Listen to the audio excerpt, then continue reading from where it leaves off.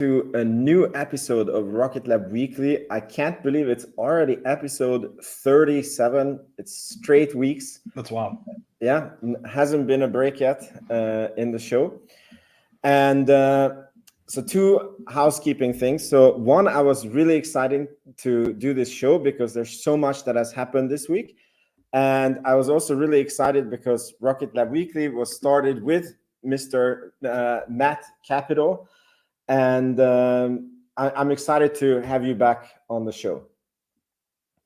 I appreciate you having me, man. It's always a good time. And it's exciting times for Rocket Lab as well. So I appreciate you having me on and being patient with me as I've been in and out. No problem.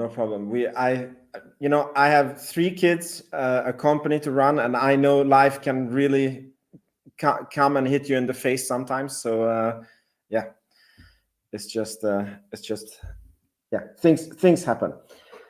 So housekeeping number 2 is last night my baby had a very tough night and I helped my wife, so I had like 4 hours of sleep. So if I start making less sense than Joe Biden, so Matt, please just take me off the stream and you just take over.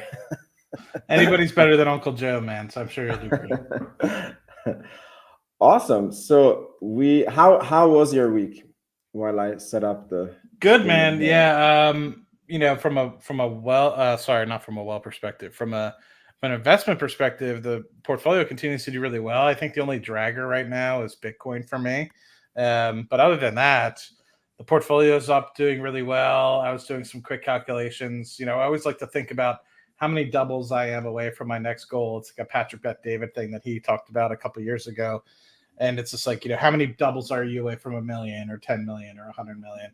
And so I was just doing some quick calculations. I'm like, man, I really thought that my next goal was X, but it was actually X plus 20%. So I'm like it's like X plus 25%. So I'm pretty upset that my goal has now moved, but at the same time, it gives me a little bit more to fight for. And I'm making great progress to it as well. So you can't complain with that, but that's kind of the next few things that I'm fighting for. I don't think I'll get there by the end of the year, but hopefully by the end of next year, I'll be able to get there. And then that's a pretty big accomplishment, especially by 34. So hopefully, am I 33? I'm 33. Yes, 33. So by 34, yes, hopefully I'll be able to get there, and it'll be a good time. Awesome.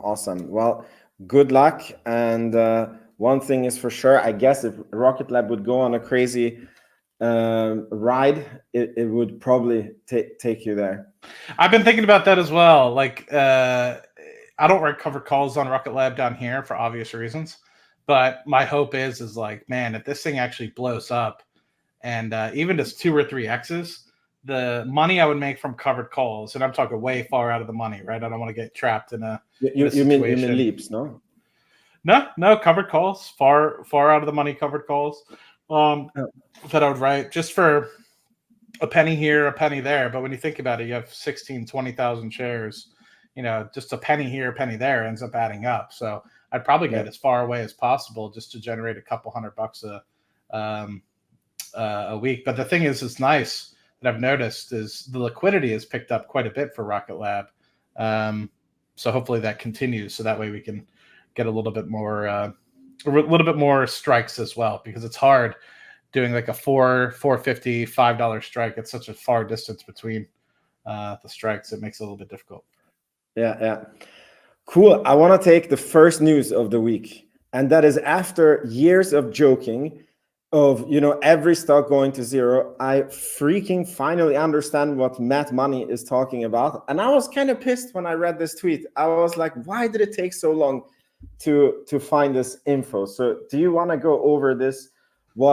When you comment Rocket Lab to zero and every stock to zero, what everything you actually mean? Yeah, everything to zero. So it's kind of a dual meaning, right? So there is obviously the main thing, right, which is I'm super bearish and everything's going to zero, I'm broke, etc. So there's that piece. But then there's also, if you think about life and you think about building portfolios and you think about everything, it's like you build up and you get to a place where you basically hit a breaking point where you break into the next level, right? You go from the first inning to the second inning. You go from the third quarter to the fourth quarter. You go from middle school to high school. You go from college to the corporate world. There's always a place where you are the senior at everything that you do, to the point where you are beginning at the bottom again and trying to build up your learning curve and understand where you're getting to. The stock market is no different than that. Basically, you start at, let's just say, $100 in your portfolio. What's the next thing you want to get to? I want to get to $1,000. You start at $1,000. Next thing you know, you want to get to 10,000, 100,000, a million, and the game doesn't stop. And I think a lot of people don't recognize is like, you'll be stuck at $900,000 in your portfolio for months. And next thing you know, you have a break in it. You make a good investment decision, or the market just plays favorable for you. And next thing you know, you're back at zero. You're at $1 million. And then you realize it's like nothing really changed, right? I'm still in the same game. I'm still trying to grow. But at the end of the day, you're getting yourself back to zero, and you're kind of starting from scratch. So that's kind of what, I never really explain that to people. It's more fun to let people think that I'm being super bearish and, just playing around. But at the end of the day, it's there's a truth to it. You always kind of go back to zero, and you recognize it's like, I'm about to get to that point again here pretty soon. I was just talking about my goal. X was, a certain zero amount, and I realized I needed to get to X plus 25% to get to the real goal. But, X is another zero, right? And that's kind of a thing that'll be like, okay, another little X off the spot that you can kind of put next to your name, but you don't stop at that point, right? And maybe at one point I will, but yeah, I just thought I was sitting in bed this morning, and actually this afternoon, not too long ago, and I was getting ready. I just changed the sheets in the bed, and I was like, let me just lay down for a second. And I wrote that, and I was like, yeah, I think I think it's about time I actually tell the truth and let people know what I'm talking about. All right, so Mad Money to Zero, everyone. By the way, why Christopher Bell is here, we need your help, Christopher, because there is a mystery launch from Wallops that could be a Rocket Lab Haste mission. I was very confident that it would be a Rocket Lab Haste launch, but I'm less confident now because Rocket Lab has been like, that would technically be the 50th launch for Rocket Lab. But it seems like it's a national security launch, and there's not going to be a live stream. And Rocket Lab has been posting so much about their actual 50th launch that I'm starting to doubt that it's Rocket Lab. But Christopher, you live very close to this, so when you see the launch, please let us know on Twitter or any way, shape, or form that you can if that rocket looked like a modified Electron or it was some other rocket. Cool. So it's actually very interesting. Matt, you're streaming this stream also on your channel, and it looks like the comments on your channel are coming in here. So that's pretty amazing. That is pretty cool. Amazing. I've never co-streamed before. I see Tevis and company do it for SoFi Weekly, and I always wanted to try it. And you've always had it available, but just never done it. So yeah, we're moving up in the world. Cool. So now we're gonna start with the real Rocket Lab news, and this episode is going to be very interesting. There's a lot of news to cover. So we start with the funny news. So we are so hungry for news about Archimedes that the Rocket Lab community started seeing things when there were none to see. So there was this tweet by the Rocket Lab photographer going somewhere hot.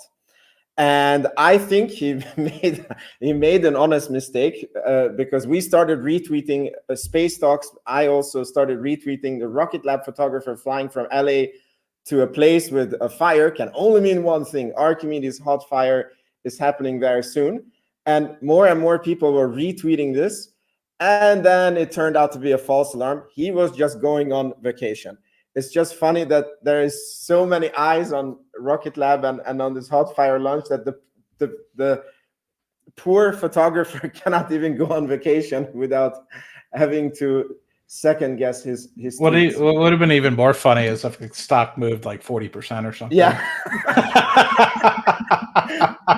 Because it seems like there's been a little bit of momentum now that we're kind of like got the engine on the test stand. We're like in the 450s. I think at one point we hit $4.70 last week. Now we're back a little bit, but maybe it's because everyone realized that he went to Puerto Rico and not to the test stand. Yeah. So here's the next news, which also looked very, very exciting. So we had a new influencer buying into Rocket Lab. It's a very small buy, and the speculation started going wild. Amit is finally bullish on Rocket Lab, and he will come on Rocket Lab Weekly. And before Palantir Weekly, I managed to speak to him a little bit. And I asked him, what made you buy? And I was hoping for, like he had an epiphany, or, he sees something we don't see. And he was like, no, man, it was just for fun. I wanted to tweet about it. So it's a huge nothing burger.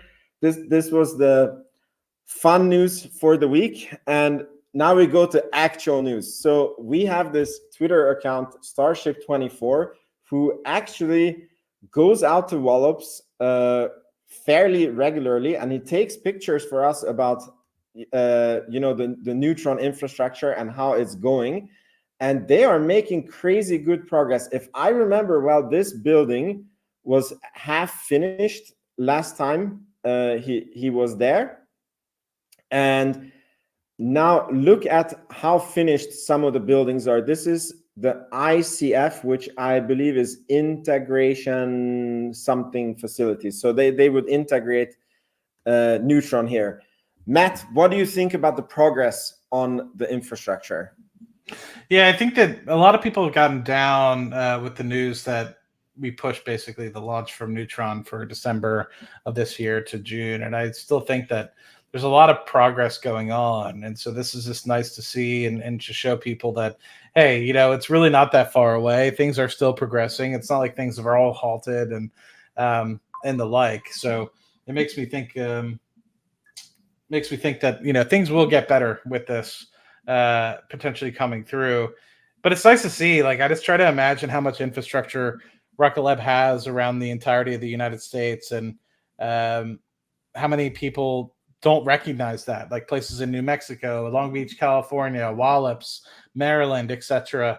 There's just so much infrastructure that's being put up there. They're really establishing a pretty extensive presence, I think, more than people give them credit for, and more than what you would expect maybe a $2 to $2.5 billion company to have.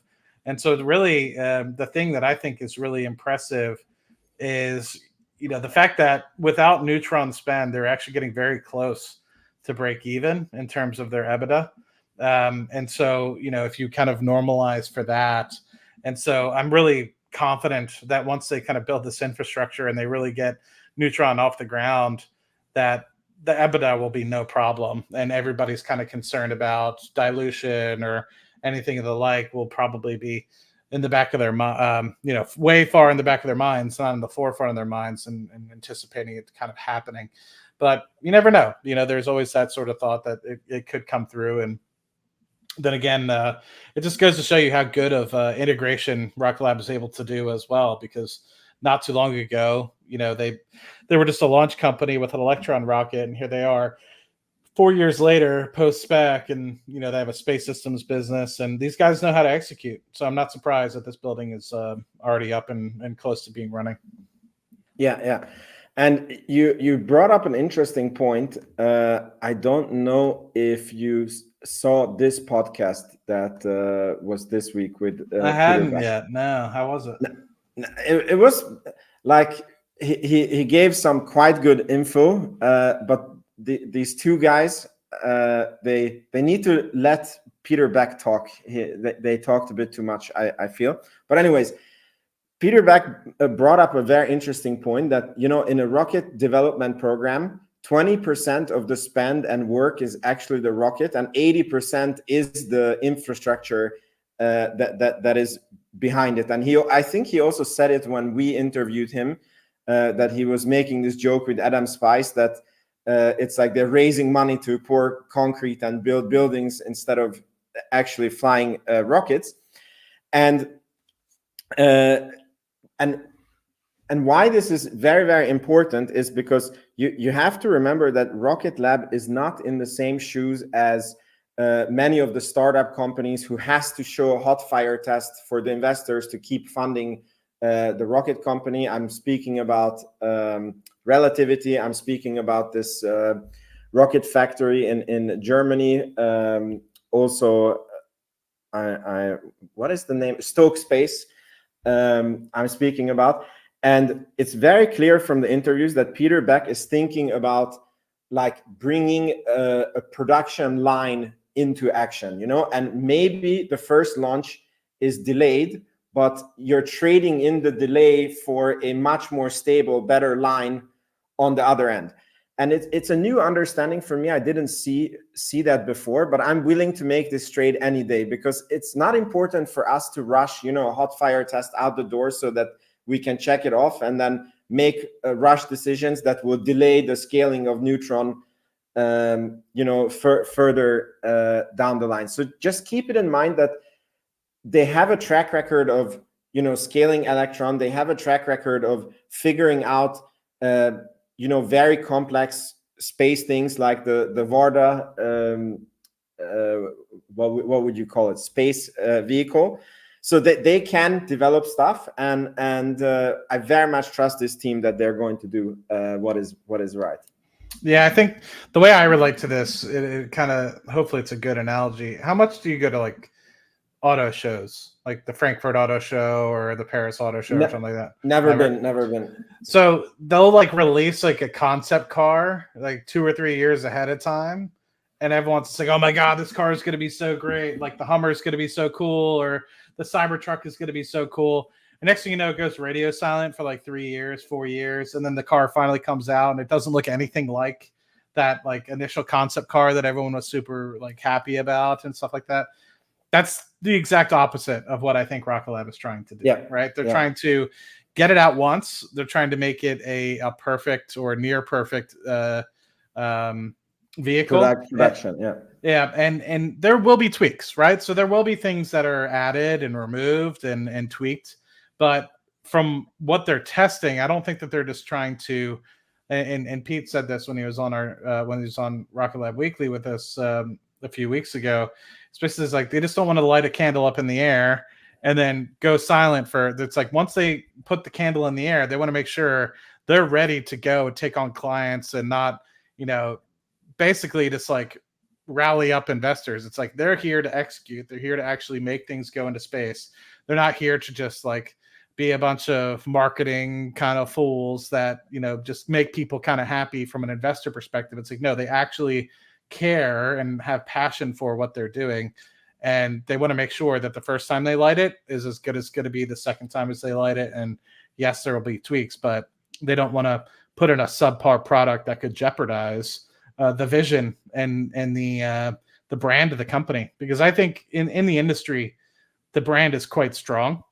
Yeah. It might not necessarily have the strength of, say, a SpaceX or something like that, but the brand for Rocket Lab, I think, is continuing to build and continue to get stronger every day.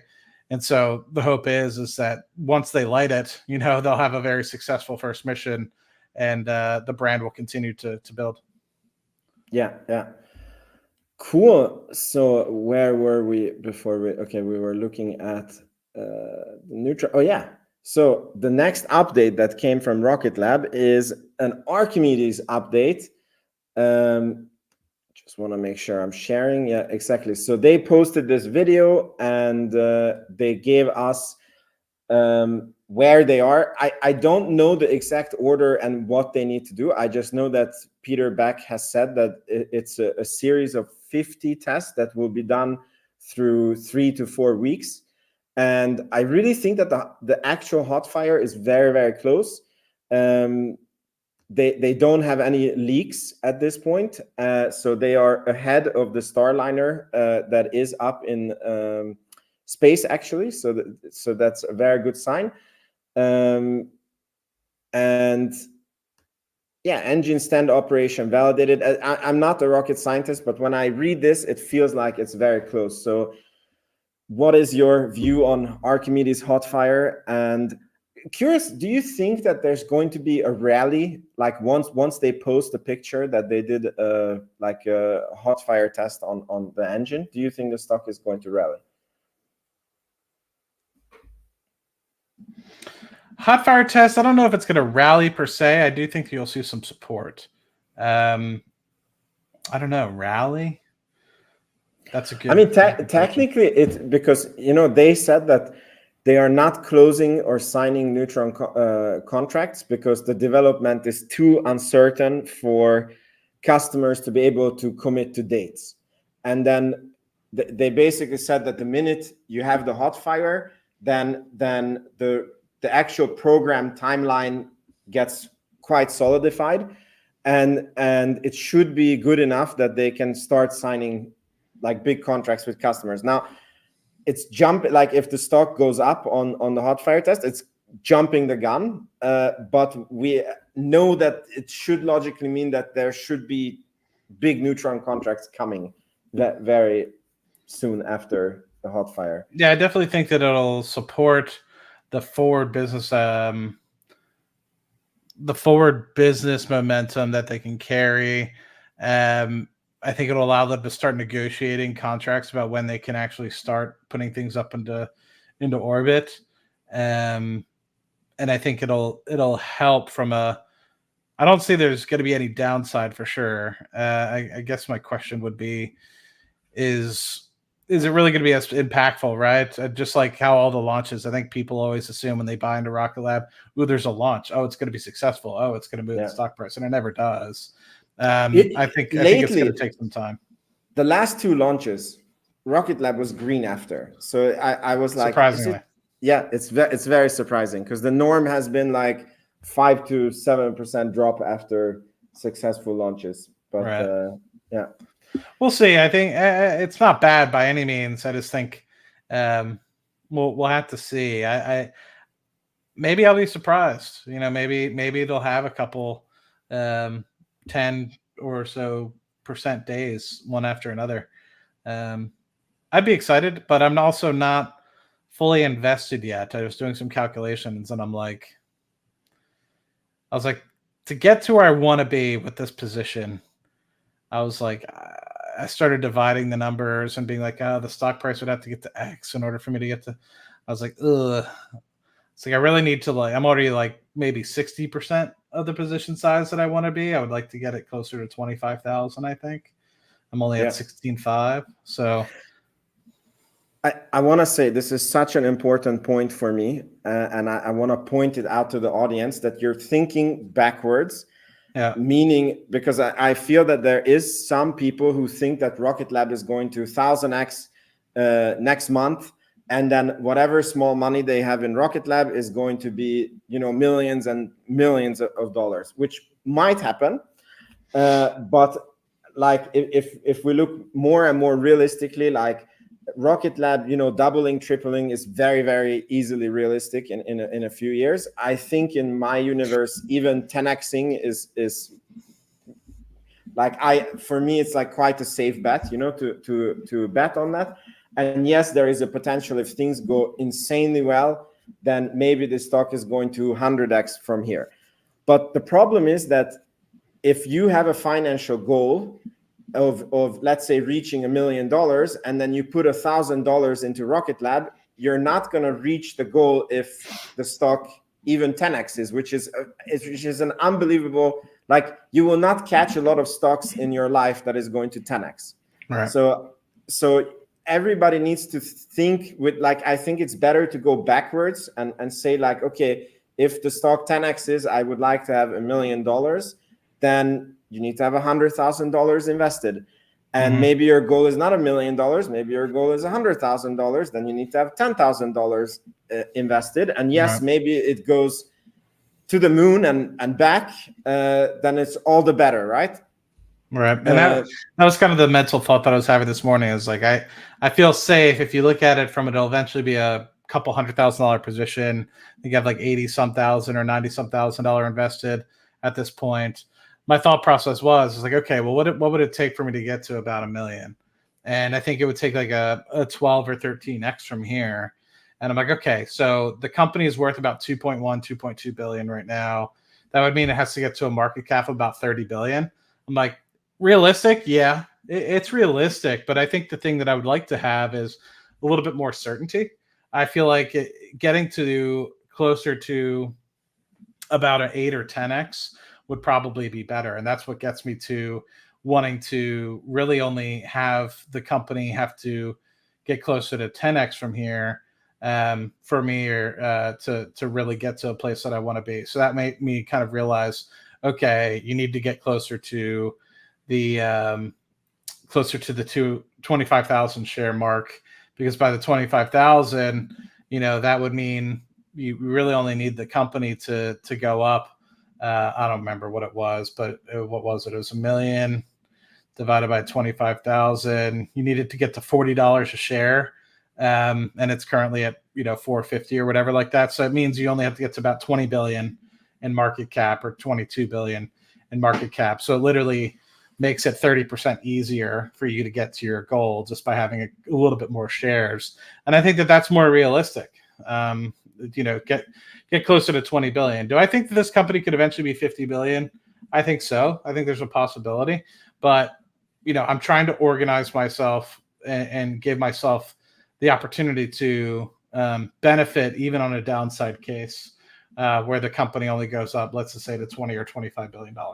Because that's also an opportunity. Something could always happen. Other players can come into the market.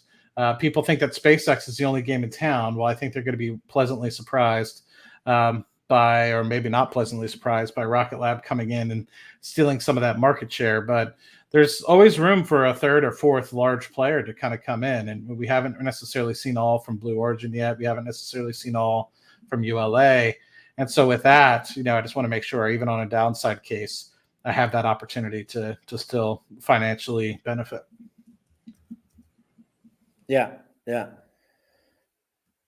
Cool. We go to the next one. I'm sure you've seen this news that New Mexico, the solar plant in New Mexico, is getting a $23.9 million funding via the CHIPS Act to expand production of the space solar cells in Albuquerque. And on top of it, they are getting $25.5 million in federal assistance and incentives to expand production, which is from the federal state of New Mexico. So New Mexico is giving them $25.5 million, and they are getting $23.9 million via the CHIPS Act. We know that they have a $150 million contract with a big space prime with 30% gross margins. And this company, Solero, was acquired for $80 million. So this transaction nets them almost 60% of what they bought Solero for originally. Matt, what were your thoughts when you saw this contract? I think a lot of people were like, "Oh, it's only however many millions of dollars." I don't think that that's the point. I think the point is that it's continued investment and continued grants within a very important piece of Rocket Lab's revenue streams. I don't think people have given credit enough to the Solero acquisition. It's helping power some of the missions that NASA and SpaceX have actually just sent to Jupiter. It's going to help power many future missions as well. And so, this is just another feather in the cap to show that Solero is and has been a phenomenal chess move by Alex and Pete to continue to build on an amazing sort of track record. And I hope the acquisition that comes next with the potential convertible notes that we had done a few months ago is as lucrative as what we've done with Solero. And I'm hoping that they have a good project in mind, because it's only been phenomenal. And I think we'll only continue to get better as the backlog runs out. And Alex talks about this always in every conference call. They're always talking about, what's the gross margin for Solero? What's the gross margin for Solero? And you can see it there. It's about 30% gross margin for a large, kind of contract. Now, I think it'll probably get closer to eventually 40% in the long term, maybe hopefully even more so, maybe closer to 50. I don't know. But there's only good things coming from the Solero side of the business. Yeah. And it's also interesting to point out that this is a strategic asset in satellite manufacturing, because I believe that there is 3 solar providers on the planet that people can buy from, and all of them are very like bottlenecked in production. So when Rocket Lab scales the factory, it means that when they bid for government programs to like the SDA program that they bid for, they avoid margin stacking, and that would be that they have to buy solar panels from other suppliers who also have to have their own margin, and then they have to add Rocket Lab margin on it, so that they are a lot more price competitive. And on top of it, they can prioritize themselves, and then the schedule, when they tell the government that it will take us 1 year to develop those satellites, then the government can trust this timeline. So this is a very, very strategic asset, and it's quite amazing that this crown jewel asset is the growth of that is being financed by government money. It's like very, very smart how it's playing out. And Francisco is also saying, and also that there's only 2 here, the rest are in Russia and China. I guess Francisco means like solar providers. I think there's a gentleman, Dave Huntsman, who's saying, we're forgetting all the other middle sort of the road rocket companies like Firefly and Astra and the relativities of the world. And I think the reality is those guys need money right now. They don't have any, and they also have. But they don't have solar, no? No, they don't. I think they're just talking about launch and how we're forgetting to, we're neglecting them. I know it's a different topic jump, but I think just answering those sorts of questions, I think, it's not to say that they're bad companies. I just think that they don't have the capital right now to kind of continue going, right? Astra just had to go private for a fraction of what it was on for IPO. You see Velo 3D. Everyone was kind of hailing Velo 3D as a 3D printing company that was absolutely phenomenal. And they're, cutting staff and they're not growing. And I have a feeling that a lot of these companies, Relativity, Firefly, etc., are going to be doing the same. They don't have the financial runway that Rocket Lab has put themselves into, because they're actually starting to generate pretty decent revenue. Not to say that the other guys aren't, but they don't have the cadence. They don't have the space systems business that Rocket Lab does. That's actually providing revenue and at least something to fall back on. So I think those guys are going to struggle. I think eventually, maybe 1 or 2 of them will continue to pull through. But I wouldn't be surprised if within the next 2 to 3 years, you see more of those players dropping out. And then ET FaceTime Home just brought up Black Sky. Black Sky actually is getting to a place where they're EBITDA positive. I've actually been thinking about, they're a relatively cheap company. I wonder if that's one of the companies that Rocket Lab is actually thinking about potentially buying. They've done a few launches with Rocket Lab in the past. So we'll see. Yeah. And it's funny. It's almost like what is coming, because the next topic was going to be celebrating the 50th launch for Rocket Lab. 5-0, not 5, like some of these other companies. Exactly. And a lot of people don't, because like if you look at the Falcon 9 is launching 130 this year, or 150, I think is the goal, and Rocket Lab is struggling to get to 22. But Falcon 9 is a much older rocket than Electron. So if you actually adjust back to, like year 0, and you look at like how much did Falcon 9 launch in year 0, how much did Electron launch in year 0, and you go like year 1, year 2, and you make that chart, then surprisingly, Electron has reached the 50th launch faster than any other commercially developed rocket in history.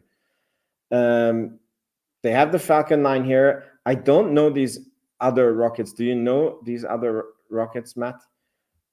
I don't know much about them, no. Okay, but they're in any ways in a different class. Like one can very clearly see that it's Electron and Falcon 9 where the game is. And I just wanted to go over with the audience. This is the press release for the next launch, and they are bringing up some statistics or like interesting things about the Electron, where it has broken records. So we just quickly go over and then we see what we think about this. But so it was the first 3D printed orbital rocket engine, the first engine to be powered by electric pumps instead of a traditional gas turbine, which, by the way, was supposed to be impossible. First carbon composite orbital class rocket, launched from the world's first orbital launch site, enabled the first lunar mission launched by a small rocket. That was the Capstone mission, and completed the first dedicated launch for the NRO from a spaceport outside the US. Then here is Electron by the numbers. So 50 launches, including HASTE, 46 missions from New Zealand, 4 missions only from Virginia, which, by the way, surprised me. I guess they need to scale up there. They launched 190 satellites, 499 Rutherford engines launched, and 7 years and 25 days between flight 1 and 50. The missions that were enabled by Electron is communication, Earth observation, national security, climate science, lunar exploration, research and development, rendezvous and proximity operations, weather monitoring, hypersonic testing. These are the Electron customers. Very impressive companies. Here are the patches. I'm going to start buying patches for the mission. And the last thing, which is very, very interesting, is I hope you guys can see it on the screen, how the launch pad looked like when Electron was first launched. You can clearly see this is LC1A, and then they have built a second pad here, which is LC1B. This is how the control center evolved. It's a tiny bit better as it is now. And here is another look at the control center. You can see this is the Electron factory, like the wall is up here. This is very extensively built out with a lot of rockets in production now. And this was the craziest for me. So this is all the Rocket Lab employees. Back then, in one picture, it was about 150 employees compared to what the company looks like now. And this is not all the employees. Like, all these pictures are different factories, and they have about 2,000 employees now. I'm sure that all these pictures are not 2,000 employees. So very, very impressive growth there. So Matt, what do you think about the 50th launch of Electron? How significant is it? And yeah, like the statistics of Electron. I don't think many companies get to 50. So I think it's another feather in the cap of Rocket Lab. And somebody did point out, I'm surprised they've only done one HASTE mission. I'm kind of surprised by that too. I know they have a lot planned for 2025, and they've only really done the one in June or July of 2023. So I'm surprised, that they haven't really. I know they're supposed to do some this year, but I haven't seen any come through. I know they had some in the manifest for this year, but I forgot about that. But I think it's just showing the continued dominance, and a lot of that is not just launch. I know we talk a lot about launch. We mostly stream the launches, but a lot of that is also the space systems and the acquisitions that happened in 2021 and 2022, and in the integration. And I'd say I'm very impressed. Most companies, when they integrate, it take a lot of time to churn, and these guys have really been able to integrate it into the company as a whole, and not only integrate it and get the revenue out, but also grow the revenue at a pretty substantial basis to be able to add meaningful impact to the bottom line, and or even just top line growth. You haven't really seen it from the bottom line at the moment, but I guess we're not as hemorrhaging as much cash as we should be. But hopefully within the near term, we'll actually start to see some EBITDA positive quarters. And I think that the growth of the company going from 150 just a few years ago to 2,000 is a huge accomplishment. I'm looking forward to seeing what the long-term, you know, amount that Electron can launch is. I'm curious to see what the long-term cadence of a neutron could be. I think we're going to hit 20 or close to 20 this year, which is about double what we had last year in terms of Electron launches. But I don't know what the peak is, right? I don't know if we have enough customers to even test that as of yet. But will it eventually be 40 launches per year? Will it be 50? I'm fairly confident that the size of the factories that we have in both North America as well as New Zealand have the ability to accommodate up to 50 launches per annum.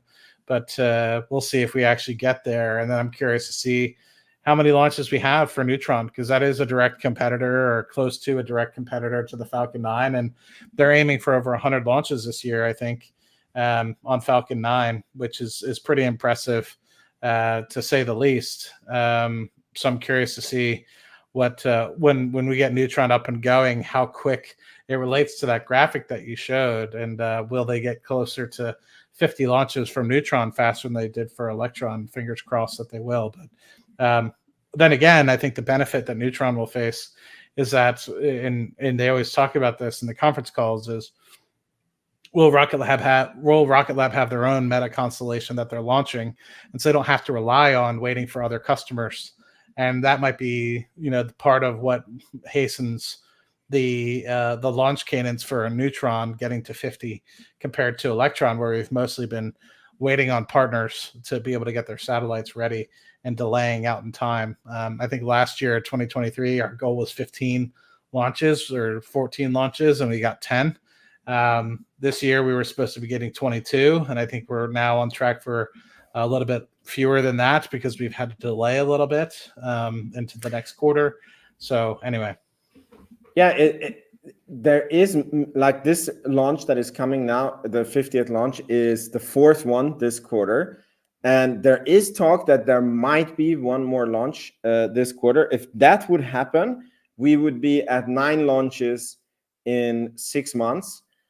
And I would say that then we're almost on track to hit the 22. Now, I mean, I know that I'm just saying if they just do 5 and 5 in Q3 and Q4, then we would be at 19, which is pretty damn close to the 22.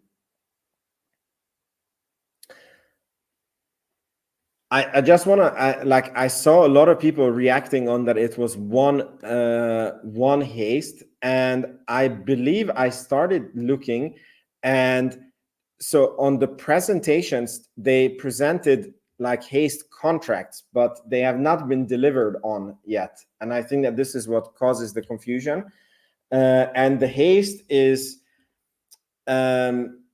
it's not really pre-announced as far as I understand. Like they just get a call from the government that we're going to launch within 2 days, and now you need to be ready, and then they launch. So it's not really something that we will know about when it happens. So yeah, stay tuned, I guess. But yeah, it has only been one launch so far for haste. Cool. So now, yeah, the next topic would have been, but we already jumped to this one, this podcast with Peter Beck, but we kind of covered that one already. The next very interesting news that is coming for Rocket Lab is Ashley Vance's film, Wild Wild Space, I think it's called, is debuting today in Washington, D.C. And if I'm lucky, I'm going to be watching this tomorrow. This documentary is supposed to be built on Ashley Vance's book. I'm very, very, very excited to see this film. And Ashley Vance actually said that he would come on Rocket Lab Weekly after the film has been released. So that's also very exciting. Matt, are you going to watch this? And yeah, man, I actually have ordered the book, and I'm kicking myself that I haven't actually been able to read the book yet. So I'm pretty upset that I never ended up reading it.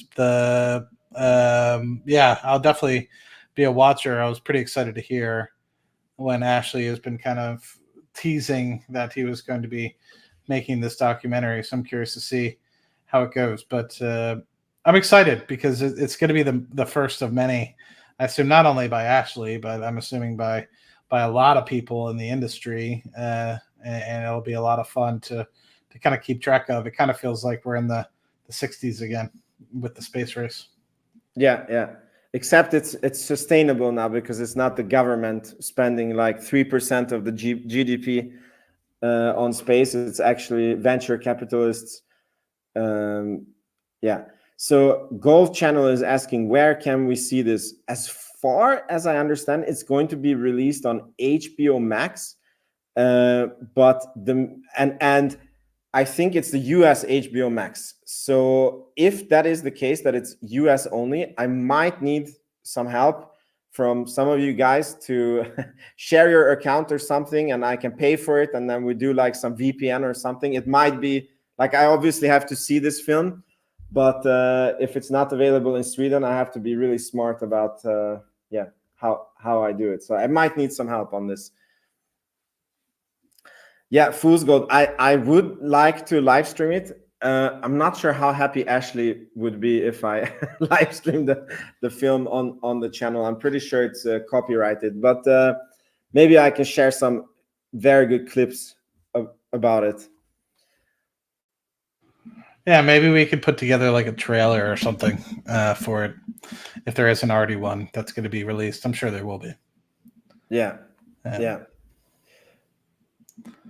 Cool. Let me see this comment here. Trump Space Force may be a good push for the stock. Should Trump get elected? Okay, curious. The election, do you think that, because I feel like it doesn't matter who wins, because of when it comes to Rocket Lab, when it comes to other things, it has a lot more meaning. But I feel that the rocket technology is currently very needed because of certain geopolitical situations that are there. And I don't think any administration would slow down the research and the constellations and the plans that they have. But what is your view on this? I think even before the election, I'm seeing a lot more work with Space Force and the Air Force going on with even just Palantir. And that makes me bullish that there's a lot going on. And I'm very confident that there's going to be further SDA, Space Development Agency, contracts coming down the pipeline. And I think we're going to hear more about it even with Neutron.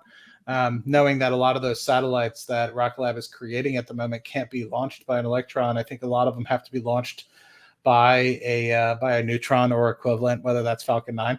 So I think that there's that piece. But I think you're going to see a lot more from Trump if he does get elected in the Space Force arena.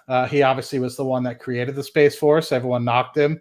Now I think everyone understands why it's relevant with some of the space heating up again, with China just landing on the backside of the moon, India going to the moon recently.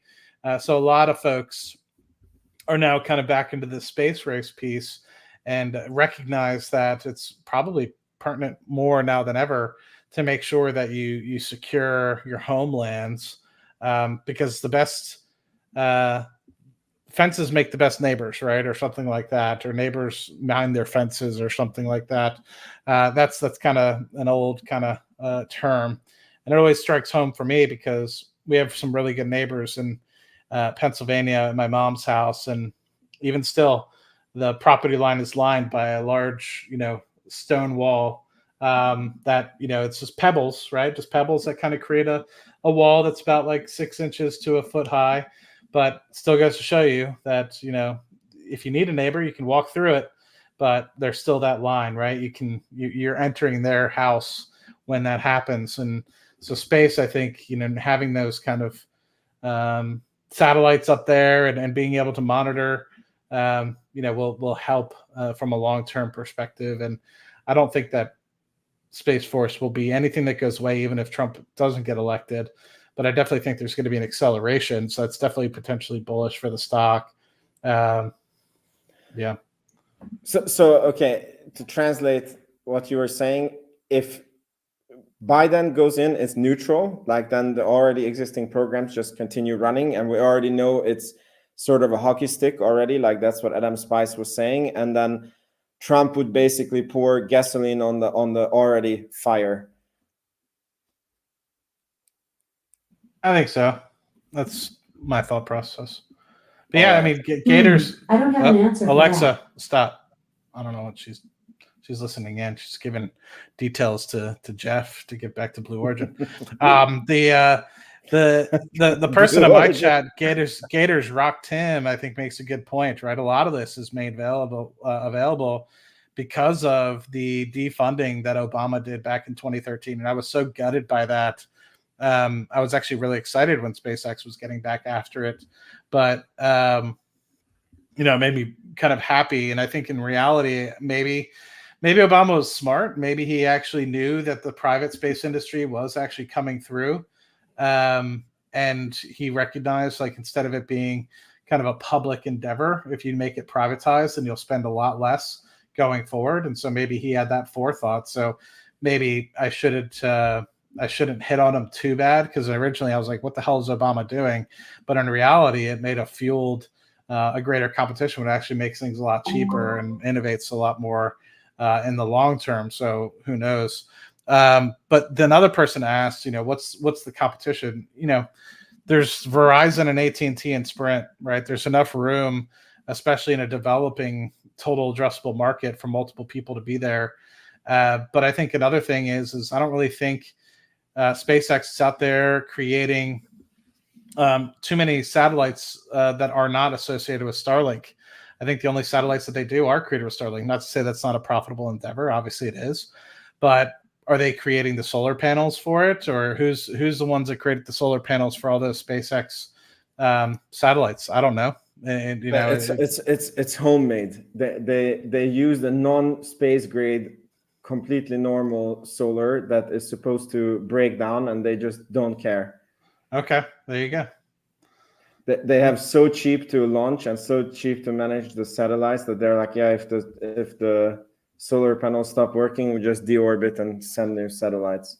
Yeah, they send up so many anyway, right? So I guess you really, instead of it being like, okay, well, instead of a 30-year life for a normal solar panel, it's in space, so maybe it's only got a 4-year life, but it's going to fall out of the sky in 3 years anyway. So why does it matter? Yeah, that's a good point.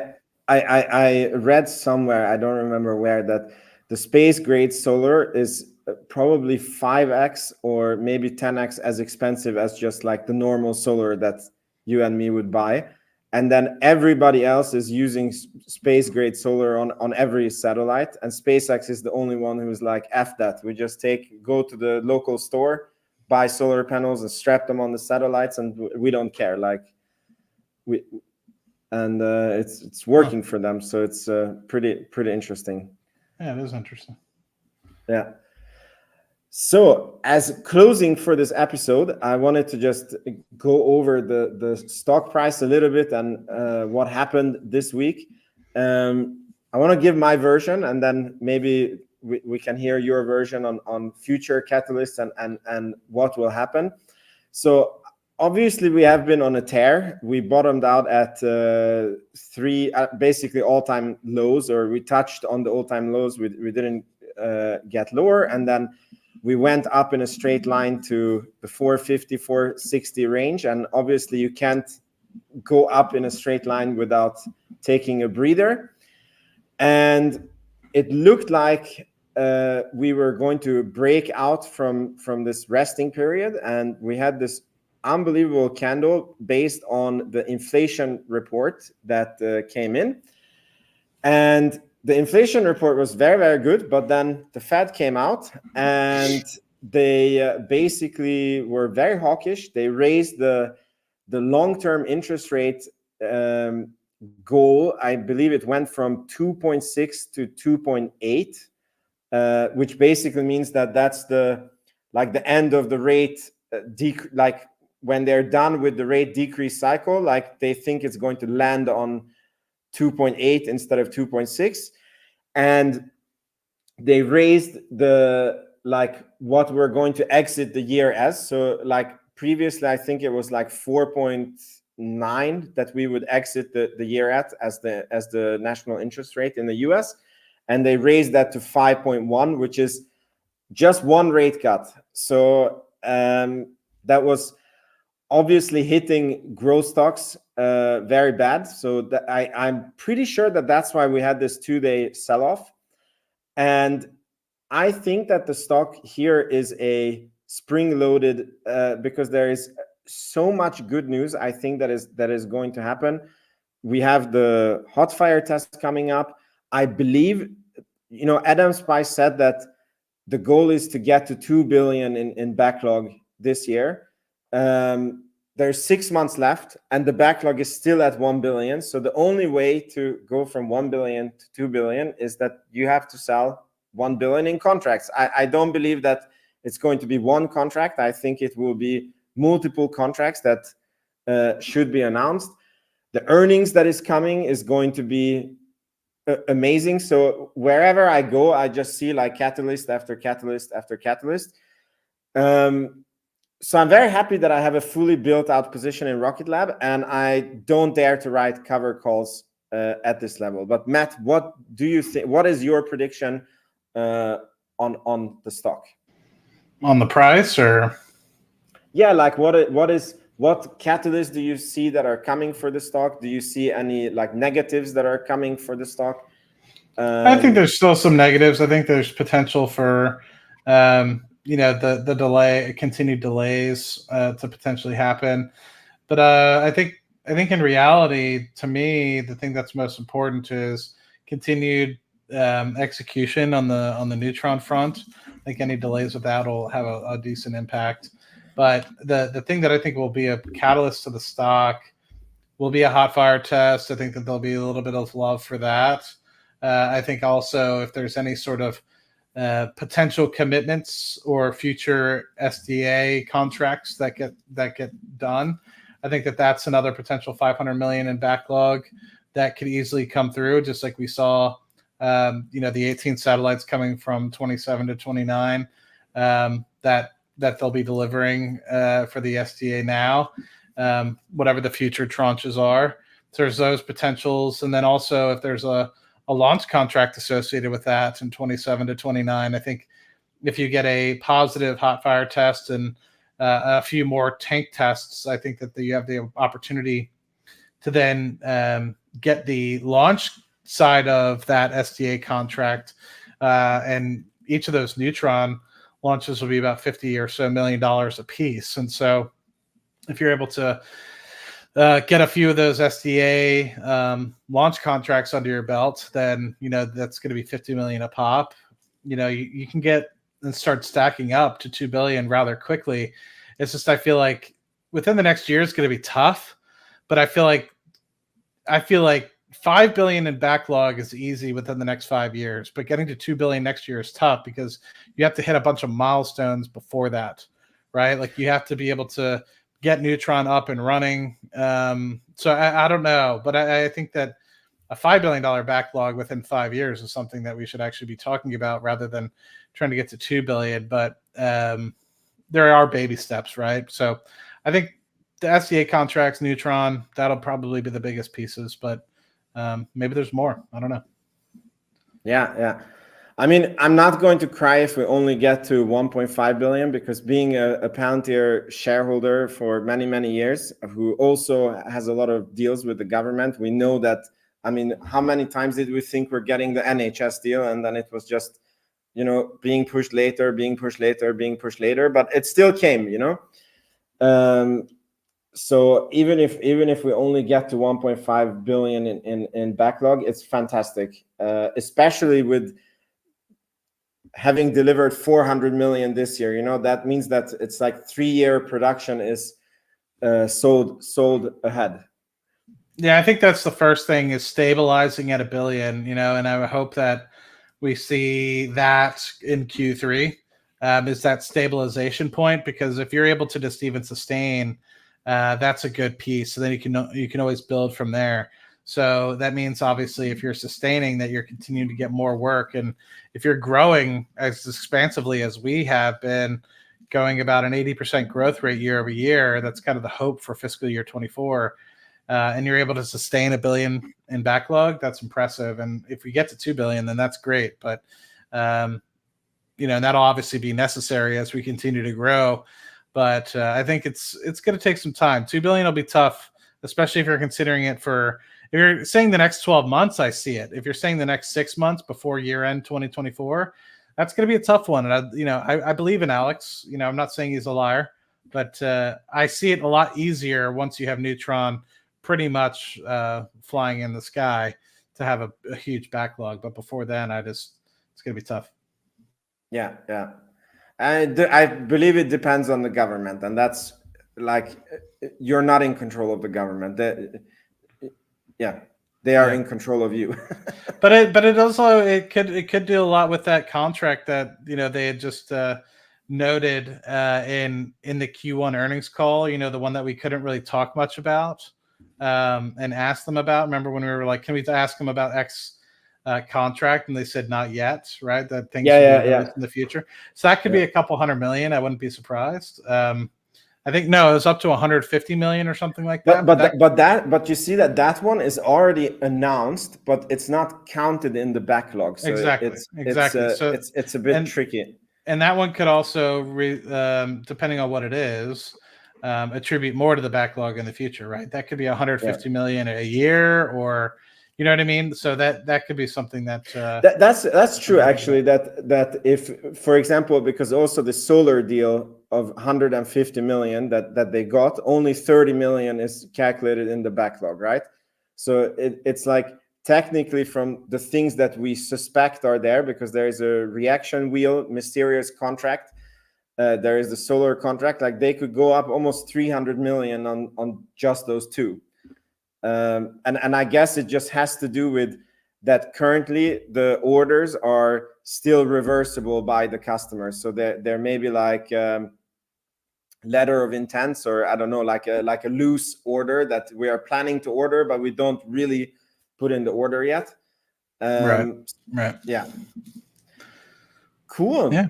I mean, I think that's the end for this episode. I really like this episode. We had jokes, you know, news. We Jeff listening in. Yeah. Say that again. Who listened in? Jeff listening in. Yeah, exactly. Blue Origin was checking on their competitors' podcast here, and I want to shout out to the channel members for both Matt and me. It's really cool to be on two channels at once. I don't know if we can trust the view count. It says that we have 377 viewers. It could be it's counting the two channels together. I don't know. It might be. I have it on X as well, so that might be it. Yeah, me too. Yeah, I have 15 right now.